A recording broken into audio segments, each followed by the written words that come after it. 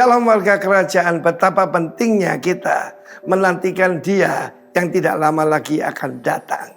Karena Dia tidak akan menangguhkan. Karena waktunya adalah waktu kairos Tuhan, bukan waktu kita. Banyak orang sekarang berkata Tuhan datang tahun 33, yang bilang 32, yang bilang 30. Bagi Rasul Paulus, kau bisa malam hari ini datang. Persiapkan dirimu, jangan bilang Belanda masih jauh. Oke? Di dalam firman Tuhan, baru saja mengalami kemenangan terbesar dan paling spektakuler. Bagaimana Firaun dan para tentaranya dikubur hidup-hidup. Dan mereka naikkan puji-pujian dipimpin oleh Miriam, dia ngambil tamberinnya. Dan seluruh rakyat, ya 2-3 juta orang baru melihat. Tetapi saya mau beritahu, seharusnya mereka sebelum menyeberang Laut Teberau, di sanalah mereka bersorak-sorai. Ketika semuanya gelap. Dan ketika itu ada terang di Israel, gelap di bidang Firaun. Dan pada saat mereka dikejar dalam ketakutan, waktu terbaik untuk memuji Tuhan. Tapi sekarang mereka sudah lewat itu. Dan mereka sudah lupa. Memang manusia ini pelupa, saudara. Baru kemarin mereka menari-nari memuji Tuhan adalah pahlawan perang. Tuhan itu paling dahsyat. Firaun dikubur hidup-hidup.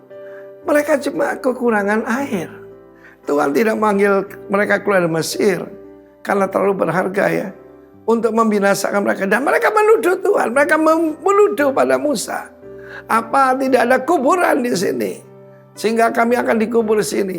Dan baru 3 hari, saudara. Mungkin itu 3 hari dalam hidup saudara, mungkin 3 tahun. Ada yang 30 tahun menanti pertolongan Tuhan. Tetapi mereka sampai ke satu tempat bernama Marah. Mereka kira itu oasis. Mereka kira itu sesuatu yang begitu mereka minum ternyata pahit. Apa yang suka dihadapi hari-hari ini? Kekecewaan. Sesuatu yang tidak mereka harapkan. Dan mereka mulai bersungut-sungut. Bagaimana kehilangan hadirat Tuhan? Bersungut-sungut. Bagaimana mendatangkan hadirat Tuhan? Memuji Tuhan. Seandainya mereka memuji Tuhan. Pada saat itu Tuhan menunjukkan pada sepotong kayu. Kayu dalam Alkitab juga berarti salib ya. Dan kuasa salib Yesus dilemparkan. Dan marah itu adalah hati manusia.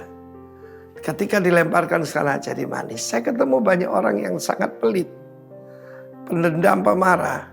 Dijamah kuasa kasih Tuhan. Berubah jadi pribadi yang sangat luar biasa. Padahal itu di dalam firman Tuhan dengan sedikit waktu lagi. Saya mengajarkan saudara, semua diukur dengan kekekalan. Saya melayani Tuhan 46 tahun ini. Tapi di hadapan Tuhan itu cuma 3 detik kali. Tetapi saya tetap menantikan Tuhan. Dan saya belajar. Toh kita akan masuk dalam kekekalan. Kita belajar pola pikir Tuhan. Dan kemudian mereka ternyata bertemu dengan Elim. Pohon-pohon palem, 70 pohon palem. 70 gambaran 70 murid Yesus. 12 mata air, 12 yaitu Rasul Kristus. Dan kita tahu ketika kita menghadapi kekecewaan. Yang terbaik bukan lapor tetangga. Bukan ngomelin gembala. Tetapi firman Tuhan.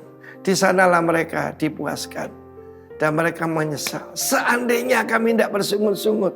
Sebab ada hari keempat buat kita. Tuhan tidak memberikan pencobaan lebih kekuatan kita, saudara. Maju tak gentar. Engkau menemukan Elim dalam kehidupanmu.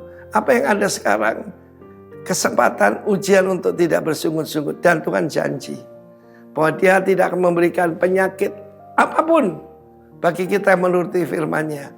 Seringkali orang tanya, Pak, kok sering mengalami penyakit-penyakit yang mengerikan? Tetapi look at me.